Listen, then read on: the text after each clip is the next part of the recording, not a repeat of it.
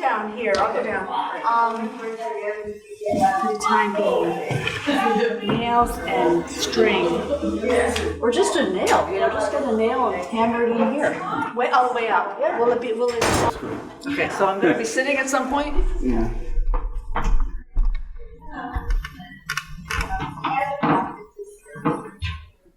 Welcome everyone, my name is Tracy and I sit on the board here at Concord Players, and we welcome you to our little piece of Little Women Week. Thank you for coming. It's very exciting. Has anybody, well, we know some folks that have seen it already. No. Yes, so, and I hear that it's pretty good and there's some great sightings of places around town, so it's going to be very exciting. We have some folks who were extras in the film, so they can tell you some stuff that went on behind the scenes. So we're running tonight sort of like a little bit like an open house, and we had planned to sort of have people milling, but I see you're sitting, so we'll just shift this right up. That's live theater, isn't it? So what we have this evening is some folks, some of us that can tell you about Louisa and her connection with us, which is really a good thing. A little bit of history about Concord Players. As I said, we'll have the folks who were extras in the film tell you a little bit about the experience, answer questions. And then at 7, we've got the kids who participated in a drama workshop this past weekend do some scenes for you with Kate Clark, and we'll tell you more about her at 7. But anyway, so for the short term, these two fine folks who also have graced our stage off and on and in and around, we're extras in the film, and so we'll let them tell you a little bit about that experience. Okay. Yeah, excellent. Alan, do you want to start? Sure. My goodness. Hello, I'm Alan Rohr. I became a Little Women extra without ever having been a movie extra before. I have community theater experience and saw an article in the Globe saying Little Women was looking for extras in the Boston area, men with facial hair, and I applied and was called. I got to perform in 3 shoots. The first I was a passenger at a train station, dressed very much like this. The station is an abandoned vintage train station in Stoughton that they fixed up the interior to be Concord Station. The second shoot was at the Colonial Theater in Boston. Joe and Frederick are attending a performance of Twelfth Night. I was in the audience, and they had a group of Shakespearean actors who ran a scene from the play about 15 times, repeatedly as they filmed in the background. My third shoot was by far the most elaborate. It was a Paris New Year's Eve ball filmed in the grand ballroom of the Fairmont Copley Plaza Hotel. There were at least 150 extras, including ball attendees like me. It was a little bit fancier dressed for that. Plus a dozen or so ballroom dancing couples, including Jay Newland, who unfortunately is not here tonight, but he was one of the ballroom dancers. And and there was a band of extras who were pretending to play music. It was a very complicated scene with cameras and lead characters moving around the ballroom and during the action. The ballroom dancing is, if you look for Jay, the ballroom dancing is featured in many of the movie trailers. In my time, I got to be in shoots with 3 of the 4 March sisters, Jo, Beth, and Amy, plus Marmee, Frederick, Laurie, and Mr. March. I really enjoyed the experience. It was fascinating to see all the aspects that go into a film, from being costumed in period-appropriate clothes, to seeing all the logistics of cast, props, sets, lighting, and filming. I was befriended by 2 experienced movie extras who were excited to give me tips because I was a newbie. I also visited a shoot in Harvard, Mass., not far from here, where they built fake storefronts to be Concord Center for downtown Concord scenes. I know a half a dozen friends who were also extras, and we have shared our experiences, although we were not supposed to discuss our work publicly. We signed a non-disclosure agreement. My friends and I are excited to see the movie and see if we can be seen on film. That's my story. And I worked on that ballroom scene That's as right. well. Yes, I was there as well. So I am one of the more experienced actors. I'm actually a SAG-AFTRA member, and that's so. You get paid twice as much as me. Yeah, but sometimes we have less fun than you guys do. So people ask me, well, what's it like to be an extra? Do you get to meet the stars? Do you get to get the makeup and hair and everything? Do you get the line? And the answer is usually no. Usually, it's like being on any kind of a work set. You don't ask a doctor to talk about his work, you don't. So unless you're very lucky, you usually don't get to talk to an actor. The rule is, if an actor talks to you first, you may talk to him. So I was on the set of 21, and Jim Sturgis, who was one of the principals on that, and I were both in a bar. And he said, "What's a nice lady like you doing in a place like that?" So I got to talk to him. And sometimes you get placed with the principals on what's called the hero table. The hero table is, if you think of a wedding scene or a funeral scene, there's usually a table, everybody's sitting around. So on 27 Dresses, I was the mother of the groom, so I got to sit with Katherine Heigl and her friend. And, makeup and hair have to come and do you because you have to match what they look like. But none of it's very glamorous. It was long hours, 14-hour days. So why do I do it? Why do I get up at 4 o'clock in the morning and get into my car and drive through the rain and the snow and the sleet to get to either a freezing cold holding or a hot holding area? It's because, like you were saying, you get to see professionals practicing a craft that I love. It's really a wonderful experience, and I try to take that experience back when I work in a place like this. I try to remember. It's like going to a master class, I see the directors and the actors and all the cinematographers and all the PAs and ADs and everybody, and I try to remember some of the things that I learned from them. And it's a wonderful experience. So, skipping forward to when we were working on the ballroom scene. So first we had to go to a fitting. You went to a fitting. Yes. Okay, so we had to go to a fitting. Beautiful Bellrica. Yes, beautiful Bellrica in an old warehouse where some very understaffed wardrobe people were very grumpy, were trying to get us all into our costumes, and they were cinching us into our very tight corsets, and I had this beautiful dress. It was a off-the-shoulder silk ball gown. It had come from Italy. All of these costumes were rented from Italy. And then we were told, you need to, when you get there, we're going to put you into your hoops, just like this, into your hoop, into your ball gown. So at 4 a.m, I got up, put all my things in the car, and drove to Extras parking, and went to, we were filming at the Boston Copley, but we were held in another whole place. Where we were dressed, and then men didn't have to do this, but the women had to go and have their hair done. So my hair, which is short, they put all kinds of hair pieces and then finally little feathers sticking up like that. But it was raining that day. So we had to go from there to the Copley Plaza in our hoops. You guys didn't have hoops, we had hoops. Trying to get around the puddles and not get our skirts in, and our feathers were all drooping. We had to get up into the Greyhound bus, and try to get our hoops up in the little tiny stairs, and then sit with our hoops in the Greyhound bus seats, and got to the Copley and had a very nice holding area. But the bathrooms were all very small, and we had hoops, and it was really hard, but we managed.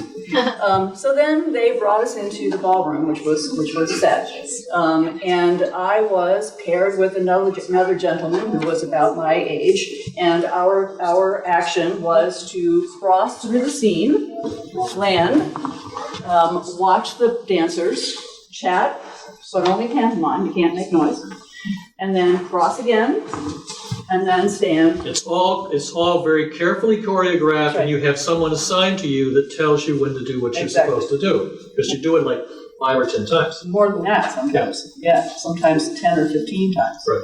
So we did that for probably 5 hours, because they have to feed you within 6 hours from the crew call time. So, because that's the union rules.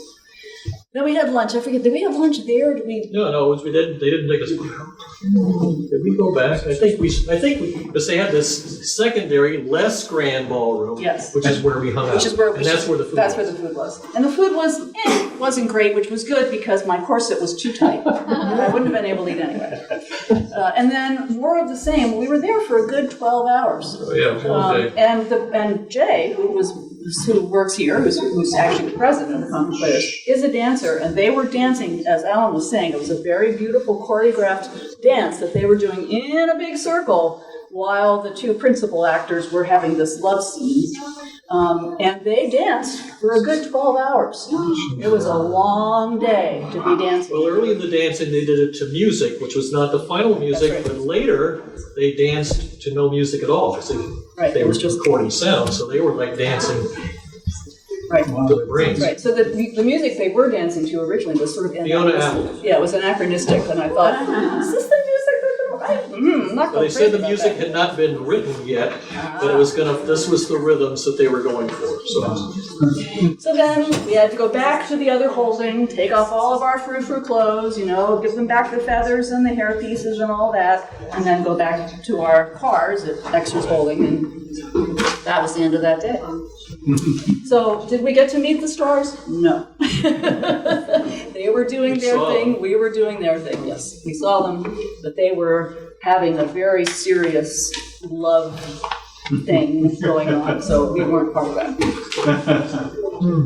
So that's what being Lori, I think in the 3 shoots I was in, the most likely chance I'm going to be seen was at the end of that ball thing.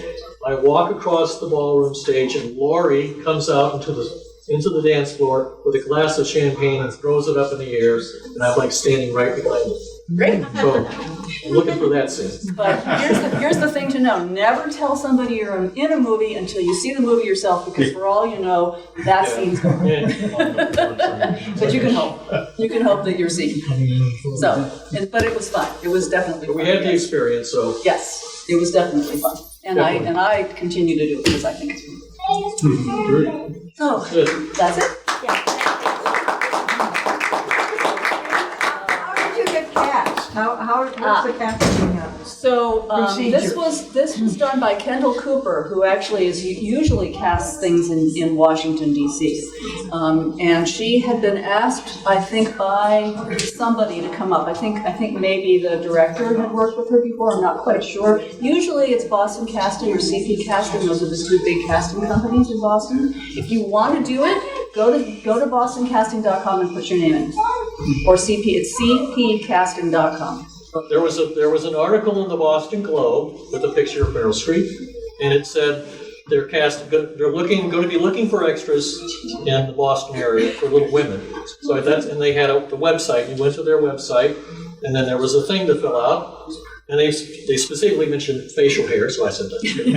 I whipped out on my deck and took a selfie, and then I have a theater bio, and you had to supply 2 pictures of yourself in costume, and I had those from my theater stuff. So I just filled this thing out, emailed it in, and nothing. No, thank you for your interest in Little Women. Nothing. And then like 2 weeks later, I get an email asking me, can you do a shoot at such and such a place, the student thing, at such and such a night? Email it back, said yes. And then they send you directions on where to go for costume. Because they try to be, I think they're quite secretive about what they're doing. It was a nondescript vacant business building in an office park in Billerica. Great place. But you walk in and there's this huge room where there would have been cubicles and stuff, and there's racks and racks and racks and racks and racks of costumes. Our costumer, our 2 guys, were the most fun people I met along the way. I guess Great. Men are a lot easier to work with than It's all the tight corsets and stuff for women. Yeah, they would come in and they'd try stuff on it, Oh, that was one thing that I noticed. In the costuming thing, they said, please wear underwear. So I asked the costumer guy, why did they ask that? I never would have thought. He says, when you go to a lake and there's a sign that says, don't jump in the lake? That's because at some point somebody jumped in the lake. I said, okay, no, I don't want to know anymore. Yeah. But they were fun. The costumer guys were a lot of fun. Other questions? Yeah. Are there any scenes in the movie that are actually Concord? Yes, the Concord Scout House was used. Yep. I haven't seen the movie yet. Jay had, and it's too bad he's not here because he would tell you. But yes, the Concord Scout House, the interior was used. Yes. And they, from what I know from knowing, did you work that scene? Pardon me? Did you work that scene? No. From what I know from people who are the board members of the Scout House, they did a few things to the interior. They fixed a few lights and pulled some shades down and stuff, but mostly it looks very much like what we know and love. But there were too many anachronistic things around Concord Center for them to use, so they actually used Harvard. Yeah, Harvard Center, they built fake buildings in the Harvard Center, which they took down later. There's some major parts of the film that were filmed in Concord. I don't know who it belongs to. There's a big mansion off of, that's Lowell Road, right?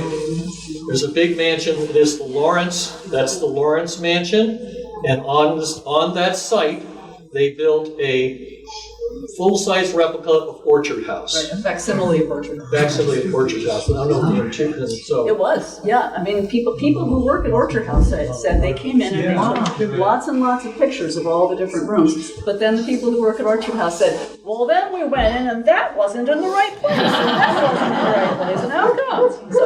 So when they filmed it in the house, is it in that house that they built in Yeah, so the interiors are in that house. and the exteriors are that house as well? So they literally. Yeah, you can see the shots. There have been pictures come out, and you can see how they built the house, and then you can see the mansion that's the Lawrence Mansion in the movie, the book, across the street. Okay. So they built the Orchard House next to what was used as the Lawrence And that's Mansion. Concord still. And I think some of the cast members might have lived there. So some of the cast members actually rented houses around here, and I knew Yeah. that because there's a realtor in my neighborhood who told me that. Well, a friend of a friend had a lady, a yoga instructor from Carlisle who was on call for Emma Watson at all hours of the night to do yoga with her. And then when she got called, she said it was like double security to get anywhere near Yeah. Emma Watson. Yeah. Other questions?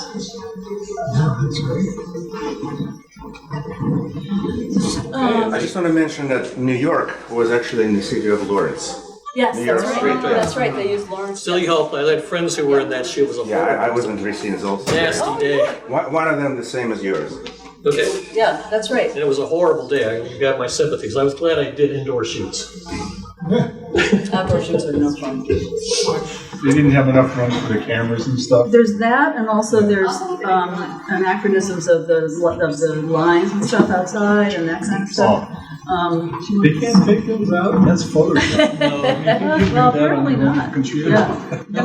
And also Orchard House is precious, and when you bring all those huge cables and cameras and stuff, it's just too much. It would be too much for that house. Yeah. There was an interview with the Greta Gerwig, and they discussed that they built a replica of Orchard House, but they did take liberty so that they have room to move cameras Oh, and they stuff have, around. yeah. So that's just something they had to do technically.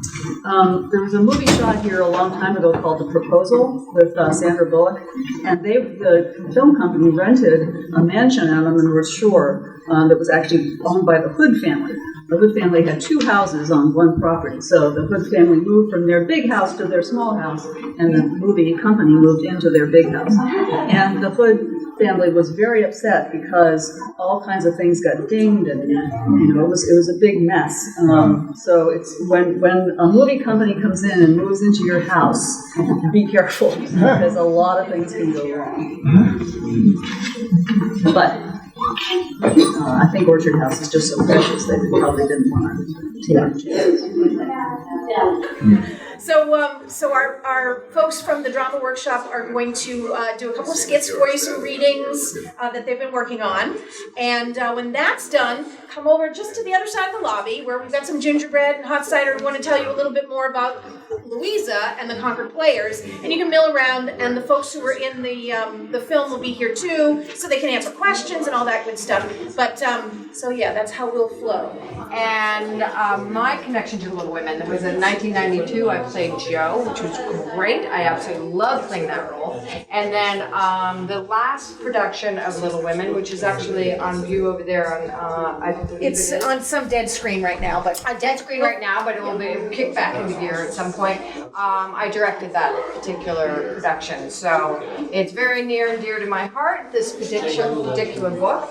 And so this past Saturday, some high school students came and we looked at the life of Joe, Little Women, and Louisa May Alcott, and paid homage to essentially what she did, she really bucked convention in so many ways.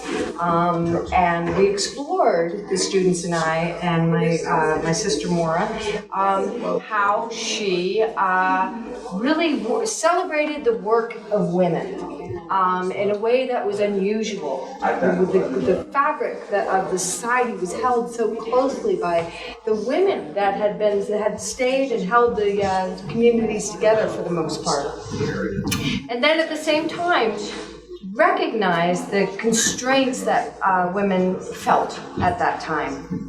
And so we really explored how Louisa May Alcott looked at female identity especially through the character of Jo, but really all of the sisters.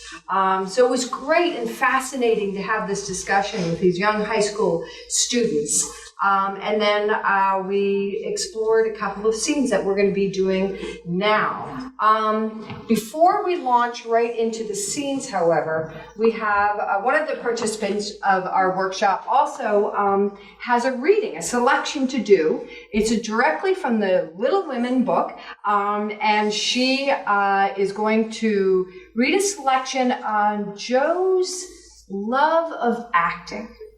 So it's appropriate because the first scene we're going to be doing for you is the scene where they're rehearsing their Christmas play. And Marmee comes back from having worked, I believe she was out in the community working to sew coats and do good works for the effort, the Civil War effort. And she comes back and the girls are all jovial and excited because they were rehearsing their Christmas play, and she comes back with a surprise for them. So that's this first scene that we're going to be presenting. And then we'll have a second scene. I'll introduce that to you as well. But first, I'd like to call up Rachel, who is also an extra in the movie, a Parisian, fantastically robed woman. So she will read a selection from Little Women. Thank you. No gentlemen were admitted, so Jo played male roles to her heart's content and took immense satisfaction in a pair of russet leather boots given her by a friend, who knew a lady who knew an actor. These boots, an old foil, and a slashed doublet once used by an artist for some picture were Jo's chief treasures and appeared on all occasions. The smallest of the company made it necessary for the two principal actors to take several parts apiece, and they certainly deserve some credit for the hard work they did in learning 3 or 4 different parts, whisking in and out of various costumes and managing the stage besides. It was excellent drill for their memories, a harmless amusement, and employed many hours which otherwise would have been idle, lonely, or spent in less profitable society.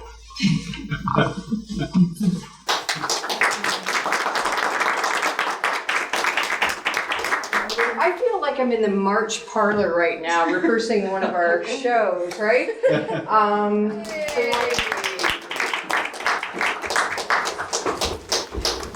So we have, do you want to say your names, everybody, once you get up here? And yeah, you guys go over near the gingerbread for now. Being shunned? Yes, you're being shunned over to the gingerbread. So we have, say your name. I'm Sophia Bethel. I'm Lily Rogers. I'm Kate Davies. And I'm Malia Cook. Great. And you are playing? Beth. Joe. Amy. Meg. Great. And we have Katie Blair playing Marmee. Okay? Katie, this is going to be her first shot at this, so go for it, Marmee. Okay? Okay, you guys ready? Take it away when you're ready.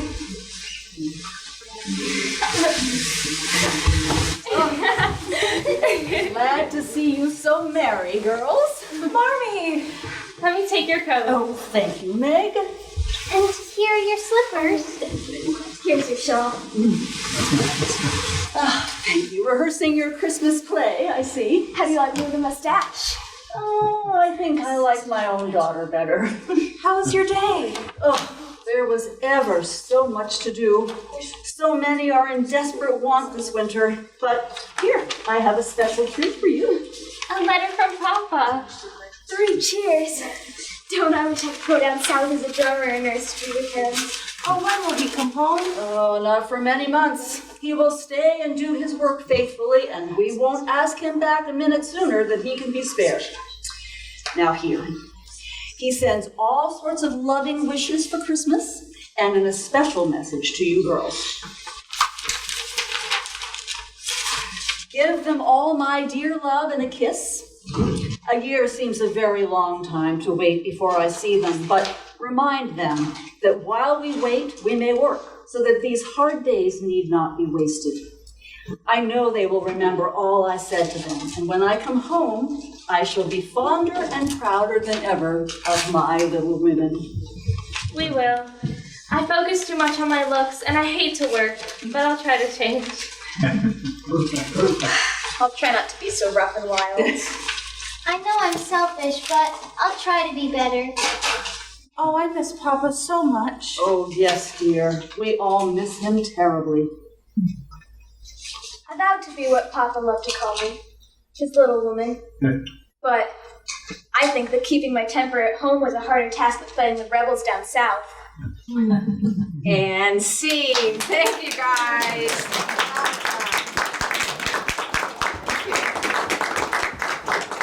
Alrighty, off you go. Get a slice of gingerbread.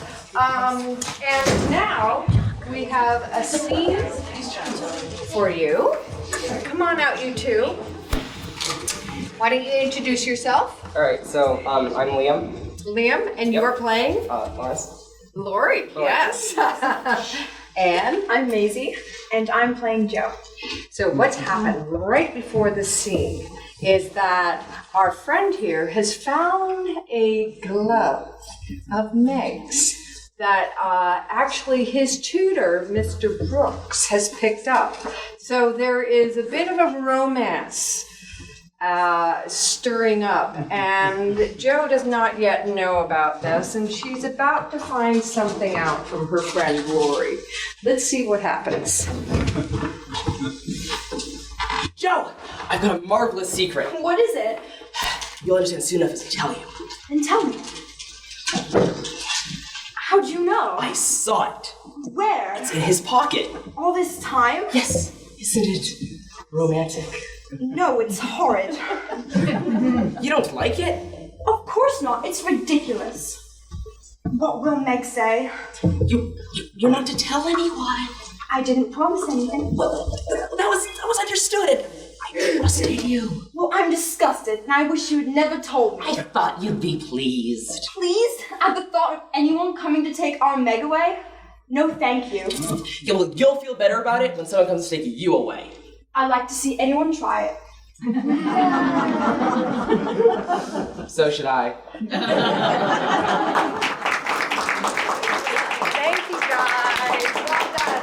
So come on out, all of you, and take a bow. Why not? Well done.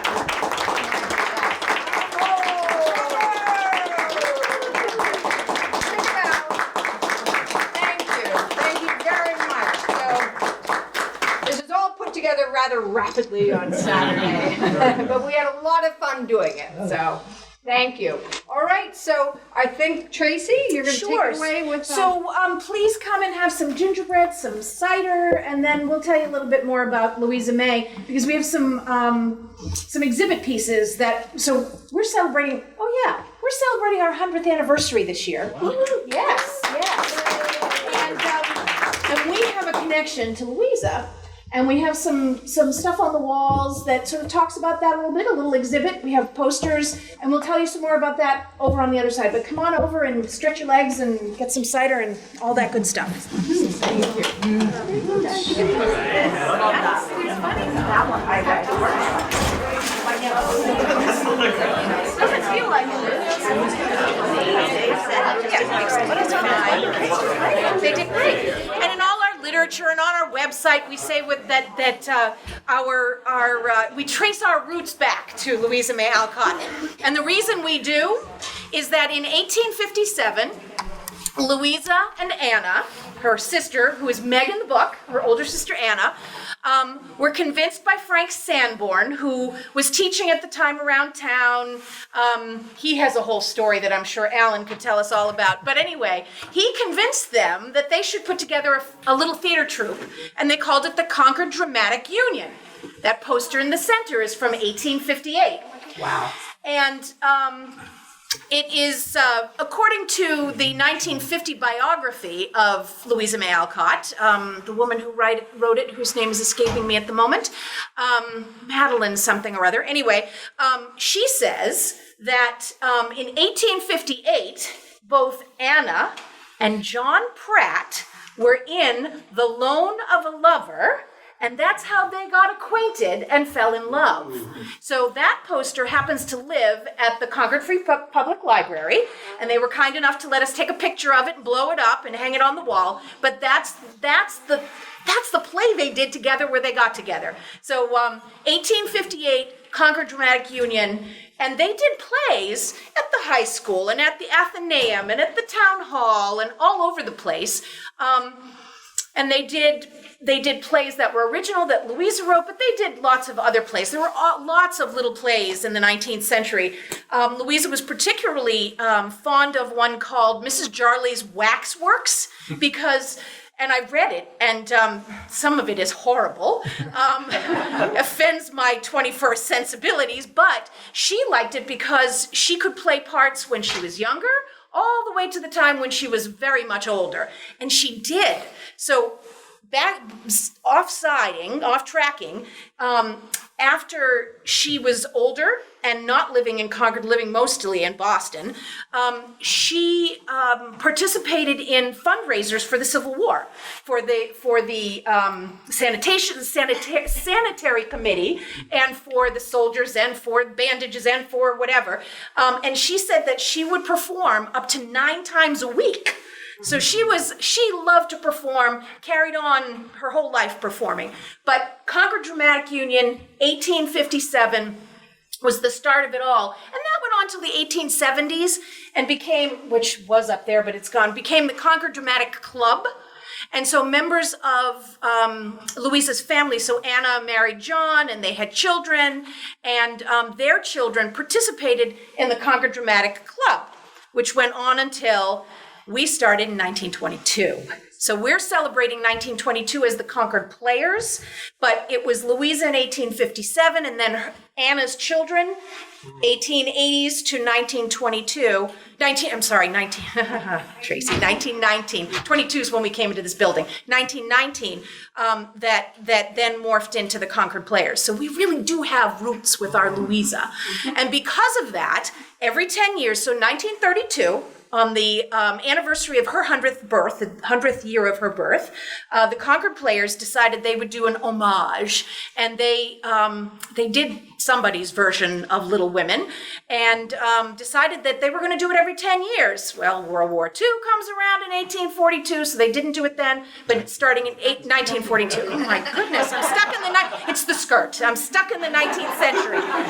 So in 1942, no play. 1952, they picked it up again, and we've done it every 10 years since. And for us, it really is our passion play. Oh my gosh. And just about every production has featured some descendant of Louisa and Anna and her family. So we'll keep that tradition alive. So 2022, we're getting ready again, because it's really much shorter time than we hope at this point. It's coming. So Yeah, that's next. But we do have, in addition to a little bit of information here, we do have posters from all of our productions. The 1932 one is on the board. That's the one with that beautiful picture of her that we love. And then we have the others from the other years around as well. So that's our connection to Louisa that we hold on to with a death grip. Because we love her and we love the connection, and it's so much fun. So we jumped on board to Little Women Week because why not? Here we are. And Kate jumped on board. We literally weeks ago planned this. So here we are. So does anyone have any specific questions? Jean, where did Jean go? I was just going to add two things. One is that this year is a year of showing our history. Right. And we're doing it in 3 parts. So part 1 has already been shown. This whole wall had everything up till night to the war, World War II. Second part will be 1949-ish to 1980-ish. And then the third part will be 80s to the present. But the entire exhibit in elements will be going to the library in April. Oh. And at that point, if you're all here because you love Little Women, we'll have a Little Women corner because we have a great relationship with the library where we have archive material that we found and we created, but we signed off to the library, and they also had other material that we tap into every time we do this show. We also have a great relationship with Orchard House, and I think we have several costume women here who made costumes one year. So the 2002 ones we donated. Donated. Yes. So are they still being worn by I believe so. there? I think Jan still wears one of the dresses we Okay, made. Yeah. so there's that nice connection too. So you can't get enough of Little Women just at Christmas time. You can keep it going on. So if you have any questions, feel free. Otherwise, enjoy more gingerbread. Thank you so much for coming. Way more people than we had anticipated. It's wonderful. It's wonderful. So if you haven't been here before, welcome. Your old friends, which I recognize some old friends. Thank you for coming back. And we've got a show coming up. We've got a whole year of celebration. And this was our Little Women piece of it. So thank you all for coming. Thanks.